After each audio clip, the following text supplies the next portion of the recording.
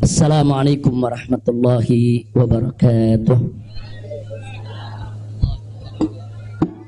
Bismillah walhamdulillah wassalatu wassalamu ala rasulillah wa ala alihi wa sahbihi wa mawalah. Ahibba'il kiram, usikum jami'a wa nafsi bi taqwallah wa bi ta'ati rasulillahi sallallahu alaihi wasallam. Fa nas'alallah subhanahu wa ta'ala an yahdiyana ila siratihil mustaqim wa yaj'alana minal muttaqin wa yudkhilana jannatahu jannatan na'im, amin ya rabbal alamin. Segala puji kita panjatkan bagi Allah Jalla Jalaluh. Saya bersyukur sekali kepada Allah, sangat berbahagia pada hari ini akhirnya saya sekeluarga bisa kembali pulang ke rumah. Alhamdulillahirabbil alamin. Dan saya juga mengucapkan terima kasih secara khusus kepada pengurus Dewan Pimpinan Luar Negeri Front Pembela Islam Saudi Arabia. Beberapa pengurusnya ikut dengan saya pada hari ini. Mereka ikut mengawal dari Mekah, Jeddah sampai ke tempat ini. Di antara yang ikut ada Ustadz Abdul Hakim selaku sekretaris dari FPI Saudi. Kemudian ada juga Ustadz Son Haji, Ustadz Jazuli, Ustadz Ehsan. Kemudian juga ada Habib Abdullah Maulad Dawilah. Ditambah lagi Habib Abu Bakar Mugebel. Jumlah semua kami berangkat dari sana ada 18 orang. Alhamdulillah semua dimudahkan. Kita doakan mereka-mereka yang telah dengan setia menemani kita, membantu kita sehingga semua urusan menjadi lancar. Jazakumullahu khairal jaza. Nah, baiklah ya ikhwan. Yang pertama ingin saya sampaikan di sini, saya sekeluarga selama tinggal di kota suci Makkah tidak ada kesulitan apapun. Jadi kita tidak ada kesulitan, kita tidak ada kesusahan. Walaupun ada pihak lain yang mencoba untuk membuat saya sulit, membuat saya susah, tapi alhamdulillah tidak pernah berhasil. Wa yamkuruna wa yamkurullah wallahu khairul makirin. Jadi kalau saya malu sekali kalau saya harus katakan, oh di Mekah ini susah, kita diasingkan, kita dijauhkan. Enggak. Di Mekah nikmat, baladan aminan mubarakat.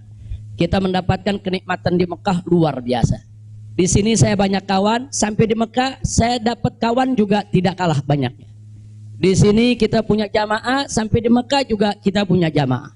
Di sini kita punya pengajian, sampai di Mekah juga kita buka pengajian. Di sini kita punya gerakan dakwah, ternyata di Mekah juga kita buka gerakan dakwah. Jadi artinya nggak ada yang kurang. Bahkan sekali lagi kita katakan di Mekah ini tentu punya kelebihan yang luar biasa. Untuk ibadah 100.000 kali lipat ganjarannya. Sebetulnya kalau ingat 100.000 kali lipat kayaknya nggak mau pulang ya. Habib 100.000 kali lipat, begitu sampai Tamburan satu lagi nilainya. Nah, di Petamburan nilainya 1, kalau di Mekah nilainya 100.000. Laulal wajibat dakwiyah, kalau tidak ada kewajiban dakwah di negeri ini, saya tidak akan tinggalkan Mekah. Kita cinta Mekah. Mekah luar biasa, satu negeri yang memang penuh keberkahan. Baladan aminan mubarakat. Jadi sekali lagi, selama kita di Mekah, alhamdulillah. Kalaupun ada sedikit tantangan-tantangan, sedikit kesulitan-kesulitan, tapi semua itu bisa teratasi dengan mudah ya ikhwan. Nah baiklah. Kemudian yang perlu saya sampaikan juga ya ikhwan, di tempat ini kenapa muncul aneka ragam isyaat, yaitu isu-isu, gosip, rumor dan lain sebagainya. Katanya saya mau ditangkap lah, mau dideportasi lah, kemudian juga overstay lah dan seterusnya. Jadi yang ingin saya sampaikan di sini, ya saya memang overstay pada awalnya. Jadi sebulan sebelum visa saya habis, saya waktu itu mendapat pencekalan, tidak boleh pulang. Nah, tapi pencekalan tersebut bukan karena melanggar aturan, bukan. Bukan karena melanggar ketentuan keimigrasian, bukan. Jadi kalau ada mengatakan karena ada pelanggaran, ada pidana, bohong. Saudara, itu hoax, bahkan itu fitnah.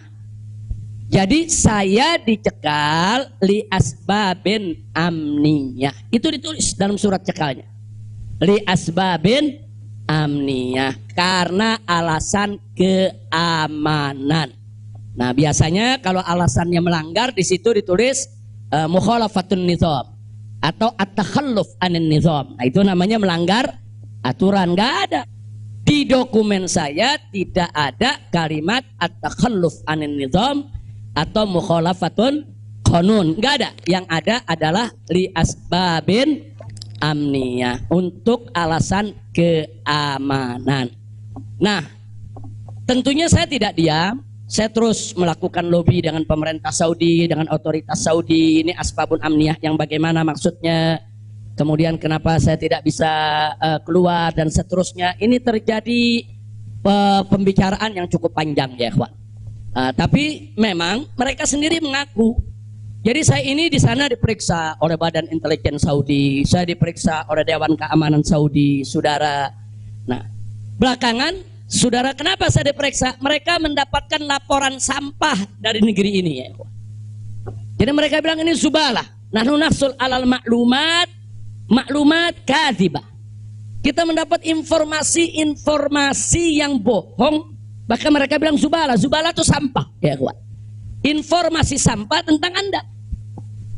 Jadi katanya saya ini buronan, melarikan diri, ada persoalan hukum yang saya hadapi. Saya ini katanya red notice. Kemudian ada lagi yang mengatakan kalau saya ini saudara orang politik yang selalu bikin keributan di mana-mana, nanti bahaya untuk keamanan Saudi. Nah, ini laporan-laporan semacam ini. Saya tidak mau menuduh siapa yang melapor, si A atau si B atau si C ya kawan. Tapi ini ada. Dan ini bukan laporan dari orang biasa. Kalau laporan dari orang biasa, saudara, nggak bakal dihiraukan oleh pemerintah Saudi. Ini tingkat negara. Ini bukan tingkat RT, bukan tingkat RW. Ini tingkat negara. Negara Saudi mendapatkan laporan. Berarti yang memberikan laporan ini, saudara, ini tingkat tinggi juga. Nah, tapi ala kulihal semua kita buktikan. Mereka bilang apa betul? Anda ini punya kasus hukum. Ada 2 kasus hukum, satu di Jakarta, satu di Bandung. Saya katakan kepada mereka, saya tidak punya kasus hukum. Mana buktinya? Saya punya SP3. SP3-nya saya terjemahkan ke dalam bahasa Arab. Kayaknya dalam sejarah nggak pernah ada SP3 diterjemahkan ke dalam bahasa Arab. Sebab kalau saya serahkan SP3, ya tentu kan polisi di sana nggak paham, intelijen di sana nggak paham apa isinya, apa maksudnya. Kita terjemahkan dalam bahasa Arab. Kita buat dokumen resmi, terjemah resmi. Jadi saya katakan tuduhan apa yang Anda dapat dari pemerintah Indonesia? Oh, Anda ini melarikan diri dari Jakarta karena ada kasus hukum. Saya tunjukkan, ini SP3. Silakan Anda baca. Begitu mereka baca, mereka kaget. Oh, ini kan hukum sudah selesai. Kenapa kok masih dilaporkan Anda tetap bersalah? Jadi pemerintah Saudi sendiri yang menilai ya. Nah, kemudian yang kedua, waktu kasus Bandung, saya bilang juga udah nggak ada perkara, punya SP3, saya terjemahin lagi SP3-nya, saudara. Nah, terakhir mereka bilang katanya Anda ini dikejar-kejar badan intelijen dari negara Anda. Saya bilang enggak, saya nggak punya persoalan dengan badan intelijen. Oh, tapi ini ada laporannya. Anda bisa buktikan kalau Anda tidak punya permasalahan dengan badan intelijen Indonesia. Punya. Loh, apa buktinya? Saya punya dokumen. Perjanjian antara saya dengan Badan Intelijen Negara Indonesia, saya terjemahkan lagi dalam bahasa Arab. Resmi di situ, saudara. Dan dokumen ini kan belum saya buka ke masyarakat ya, ikhwan. Saya pikir nggak ada perlunya saya buka ya, ikhwan, kecuali kalau darurat saya tunjukkan. Mereka kaget loh. Anda punya perjanjian begini bagus dengan negara, Anda tidak punya masalah. Kok dilaporkan macam-macam? Nah, ini yang jadi persoalan ya, ikhwan. Ala kulihal, singkat cerita, kalau saya cerita terlalu panjang, saudara, akhirnya pemerintah Saudi ini, otoritas yang berwenang di bidang ini, mereka justru akhirnya minta maaf. Mereka bilang nahnu natawarrat, nahnu ghaltan, kami salah, kami sudah melewati batas wewenang yang kami punya. Kami minta maaf karena memang ini kesalahan dari informasi yang kami terima. Nah, jadi supaya Anda tahu, akhirnya mereka tidak mengganggu kita sama sekali. Bahkan terakhir bukan lagi persoalan bayang safar, jangan kita deportasi. Saya ditawarkan, Habib, Anda mau pulang besok ke Indonesia atau Anda mau tinggal di sini selamanya? Silakan. Maka itu pada malam Ahad, Sabtu malam Ahad, sebelum saya pulang, saya ke Riyadh, saya diundang resmi ke Riyadh. Saya diundang resmi ke Riyadh, saya ketemu petinggi di sana ya kawan. Mereka tawarkan, mau tinggal di sini, kita berikan iqamah, kita berikan izin tinggal, masuk umur hidup pun boleh. Silakan Anda memutuskan. Enggak, saya enggak punya persoalan sama pemerintah Saudi, ya kawan. Jadi bohong kalau ada yang bilang saya punya persoalan. Jadi makanya kalau pejabat tuh jangan sembarang bicara. Kalau mau bicara tuh mesti punya data dong. Masa pejabat bicara nggak pakai data? Kalau nggak pakai data, pedagang kopi di warung-warung, ya kan dagang kopi di warung nggak pakai data. Ada kopinya seduh, pakai gula, selesai kasih. Kira-kira jelas gak? Ini kalau pejabat tingkat negara harus punya data ya kawan, nggak sembarangan. Tapi baiklah, kita bagian akhir. Jadi begitu mereka sudah tahu itu semua, semula saya mau dibikinkan bayan safar. Bayan safar itu exit permit, saudara. Nah, bayan safar itu ada dua. Ada izin keluar Saudi, saudara, karena orang melakukan pelanggaran. TKI yang melarikan diri dari majikan, atau umpamanya ada tenaga kerja yang melakukan pelanggaran pidana, mencuri, berkelahi, atau membunuh saudara. Nah, mereka ini kalau diusir dari Saudi itu namanya deportasi dengan bayan safar. Tapi ada juga jenis bayan safar lain. Nah, seperti apa? Seperti orang yang mendapat suaka politik, itu kan perlindungan. Atau seperti orang yang dicekal politik, seperti yang saya alami, itu bukan pidana. Atau seperti mereka yang kehilangan warga negara, seperti orang-orang Rohingya yang tinggal di Mekah, itu mereka nggak punya warga negara, saudara. Tapi kalau suatu ketika mereka mau pulang ke negerinya, diberikan bayan safar kalau mereka mau pulang. Nah, kalau mereka nggak mau pulang, mereka dijamin silakan tinggal di Saudi Arabia. Nah, jadi ini namanya bayan safar. Tapi ternyata terakhir karena mereka menyadari saya tidak bersalah, ini yang menarik ya. Mereka sendiri yang mengatakan, ya Syekh, Anda tidak layak untuk dapat bayan safar. Karena kalau Anda dapat bayan safar, nanti catatan overstay-nya itu nggak hilang. Nah, jadi dalam dokumen keimigrasian kan ada overstay, itu nggak hilang. Nah, walaupun Anda tidak dicegah, tapi catatan itu kan jadi buruk. Anda nggak pantas untuk mendapat catatan buruk karena Anda tidak bersalah. Jadi saya tanya, lalu apa mau diberikan? Jadi dibatalkan itu bayan safar. Lalu apa mau diberikan? Kami perpanjang visa Anda. Jadi selama 2 tahun lebih, 3 tahun setengah itu ya kawan, seolah-olah saya punya visa umurnya 3 tahun setengah. Tidak ada overstay ya kawan. Nah, cuman pada saat mereka tanya, mau diperpanjangnya sampai kapan ya Syekh? Dia tanya, saya mau sebulan, mau 2 bulan lagi. Saya katakan enggak, saya mau pulang tanggal 9 insya Allah. Jadi cukup bayan safar, bukan bayan safar, tamdidnya cukup sampai tanggal 11 ya kawan. Nah, cukup tanggal 11, tanggal 9 insya Allah saya pulang. Nah, jadi ini yang perlu saya sampaikan sekaligus klarifikasi, bohong. Kalau ada mengatakan saya melanggar aturan di sana, saya dicari, saya mau dipenjara, bohong.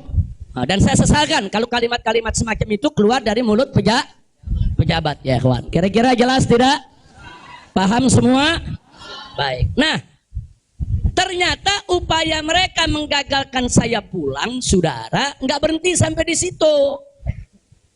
Nah, ada yang menarik, saudara. Saya sudah beli tiket, sudah pesan penerbangan tanggal 9. Tiba-tiba dari Indonesia ini ada yang membuat email atas nama saya. Namanya Habib Muhammad Rizik Syihab. Saudara, pakai foto saya. Email ini dikirim ke travel tempat saya memesan tiket. Nah, apa isi pesannya? Bahwa kami tidak jadi berangkat, mohon dibatalkan. Kami punya jadwal. Jadi ada upaya begitu. Ini bukan. Jadi ada yang bilang, ini kan cuman pura-pura jadi korban. Ini pura-pura playing victim. Enggak, memang benar mau dibatalkan ya, kawan. Tapi ala kulihal travelnya telepon langsung ke kita, apa betul Anda ingin membatalkan? Kita bilang enggak, ini ada email dari nama Anda. Saya katakan itu email palsu. Nah, ala kulihal tidak dibatalkan. Tapi nggak puas sampai di situ, ya kawan. Malam Ahad kemarin, malam Ahad yang lalu, pada saat saya ke Riyadh, ada gerakan lagi. Mereka membuat email atas nama travel. Travel tempat saya beli tiket. Nah, travel ini kan ngambil tiketnya ke bagian marketing. Saudi ya, kawan. Ternyata kursi Saudi itu sudah diborong oleh marketing di Turki, di Istanbul. Jadi dibuatlah email atas nama travel, dikirim ke Istanbul. Minta supaya jadwal saya, istri dan 2 putri saya dibatalkan. Dan dibatalkan. Nah, jadi malam-malam Ahad itu sudah batal. Saya punya jadwal ya, kawan. Tapi saya katakan kepada teman-teman pengurus FPI di Mekah, jangan diumumkan. Diam, kalau diumumkan ini nanti, kalau ini diumumkan ya kawan, padahal kita kan masih punya peluang untuk melawan itu. Kita masih punya peluang. Untuk memperbaharui, kita masih punya peluang untuk beli tiket lain. Maka itu kita diam, tidak kita umumkan. Kalau yang pertama kita umumkan, pembatalan yang pertama itu kita umumkan. Yang kedua tidak kita umumkan. Nah, tujuan saya kedua untuk tidak diumumkan apa? Supaya musuh-musuh, penjahat-penjahat, bajingan-bajingan yang membuat itu sudah merasa menang ya kawan. Dia kan merasa menang, ketawa-ketawa. Udah batal lo. Besok kalau lo ke airport, begitu masuk ke counter, nama sudah tidak ada. Biarin aja dia senang ya kawan. Nggak apa-apa, biar dia senang. Jadi sengaja kita biarkan. Nah, kemudian kita hubungi travel yang ada, kita minta untuk ganti kode booking. Nah, ada tambahan biaya, kita tambah biaya. Tetap kita minta tanggal itu untuk kita dapat kursi. Dan kita dapat. Kita diam ya kawan. Kita nggak umumkan kalau kita punya tiket baru. Nah, ini kita tidak umumkan. Lancar semua. Tapi ternyata jebol juga informasi ke mereka kalau saya punya tiket baru ya kawan.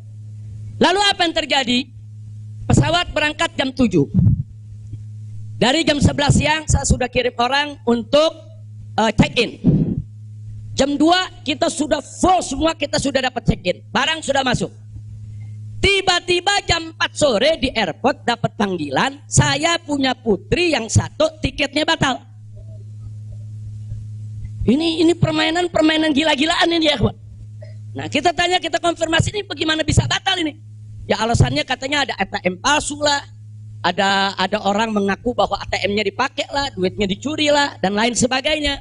Tapi tujuan dia, kalau saya punya putri itu batal, saya nggak bisa berangkat. Kenapa? Karena saya kafilnya. Nah, peraturan di Saudi nggak boleh kafil keluar. Saya ini kafilnya kalau anaknya tidak keluar. Kalau anak istri keluar, saya tidak keluar masih boleh. Tapi kalau saya keluar, sementara anak istri tidak keluar, nggak boleh. Itu peraturan di Saudi. Jadi sekarang dia batalkan satu supaya saya nggak ikut berangkat ya kawan. Nah, jadi ini terjadi. Nah, jam 4 sore itu kita berkutat. Tapi alhamdulillah, saudara, otoritas Saudi bantu kita. Mereka juga kaget-kaget. Oh, ini ada apa ini, kok pembatalan bisa begini? Mereka nggak pernah alami ini semua ya kawan. Nah, akhirnya jam 5 sore semua bisa teratasi. Jam 6 sore kita sudah masuk ke ruang tunggu dan jam 7 kita sudah bisa berangkat. Alhamdulillah. Nah, di sini yang saya ingin sampaikan ya, kawan. Kalau Allah sudah menentukan kita pulang, mau kekuatan apapun yang mencoba untuk menghalangi tidak akan pernah mampu untuk melawan kehendak Allah. Alhamdulillah. Nah, dan Nabi udah mengingatkan kita, saudara. Sudah mengingatkan kita dari jauh-jauh hari, hatta manusia dan jin ini bersatu untuk memberikan manfaat kepada engkau, tidak akan pernah bisa kecuali manfaat yang sudah ditetapkan oleh Allah. Begitu juga saudara, manusia dan jin rame-rame bersatu untuk mencelakakanmu, saudara. Tidak akan pernah kamu bisa celaka kecuali sesuatu yang sudah ditetapkan oleh Allah. Maka itu saya mengajak semua di sini belajar dari ini semua. Saudara, dekatkan diri kepada Allah, tingkatkan tawakal kita, jangan takut dengan orang-orang yang ingin berbuat jahat kepada kita semua. Enggak usah khawatir. Wa yamkuruna wa yamkurullah wallahu khairul. Makin tancapkan dalam diri kita la haula wala quwwata illa billahil aliyil azim. Tancapkan itu ya kawan. Jangan pernah takut. Nah, buktinya akhirnya kita bisa pulang. Alhamdulillah. Hada min fadli rabbi liyabluwani ashkur am akfur ya kawan. Dan memang kemarin itu pada saat saya ke imigrasi Saudi, mereka juga bingung karena ini bukan urusan imigrasi, tapi ini otoritas keamanan nasional Saudi. Mereka bilang nggak pernah ada orang pakai bisa ziarah orang asing, bisa hidup 3,5 tahun di Saudi tanpa denda, tanpa blacklist. Nah ini semua karunia dari Allah. Jadi tidak benar kalau kita di sana kesulitan, kesusahan. Enggak, kita di sana senang, kita di sana bahagia, bahkan sedih sekali kita tinggalkan Mekah kalau tidak ada kewajiban dakwah di sini. Sekali lagi saya katakan, saya tidak ingin meninggalkan Mekah. Di Mekah semua Allah ganti, lebih indah yang Allah ganti ya kawan.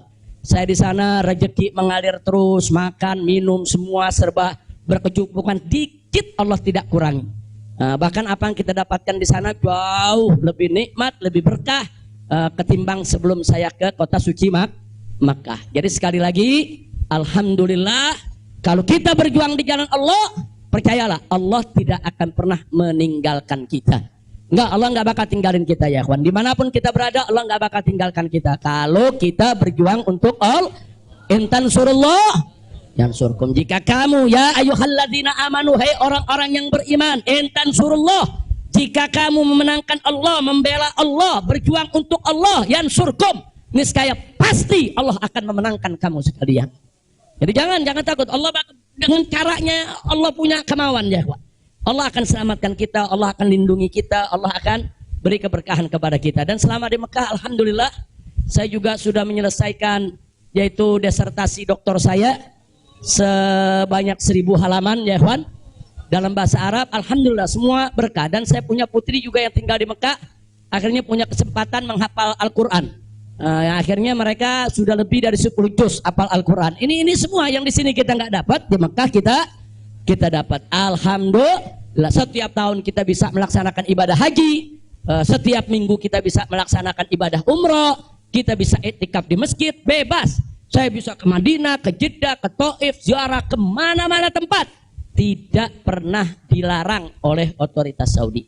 Jadi sekali lagi saya tandaskan, kalau ada mengatakan di sana saya nih kriminal, melanggar hukum, berurusan dengan hukum Saudi, bohong. Nah begitu, sekali lagi lewat forum ini saya ingin sampaikan terima kasih kepada pemerintah Saudi.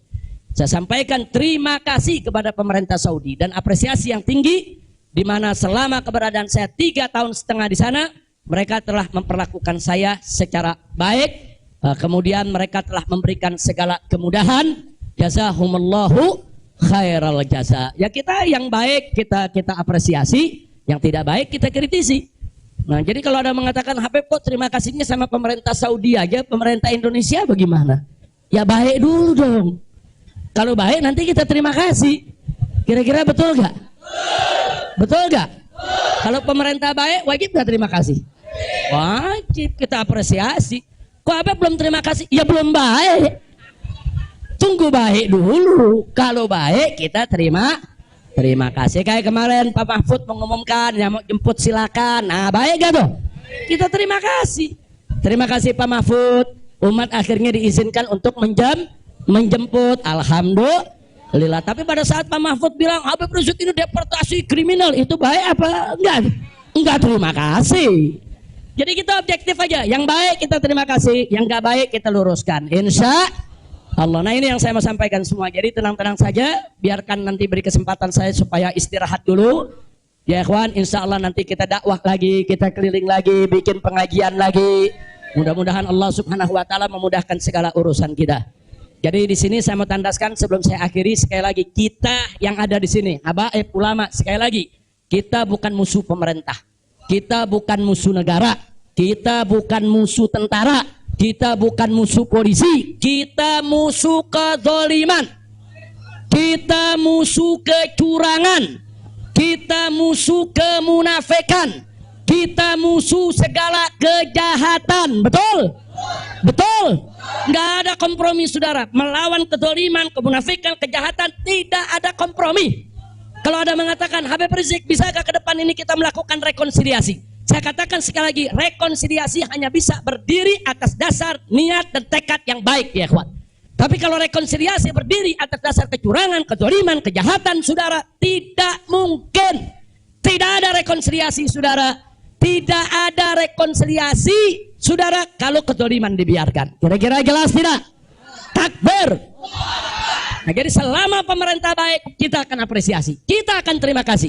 Tapi kalau mereka membuat aturan-aturan yang merugikan rakyat, yang merusak agama, saudara, yang menghancurkan akhlak, wajib untuk kita lawan. Tidak boleh kita diam, ya ikhwan.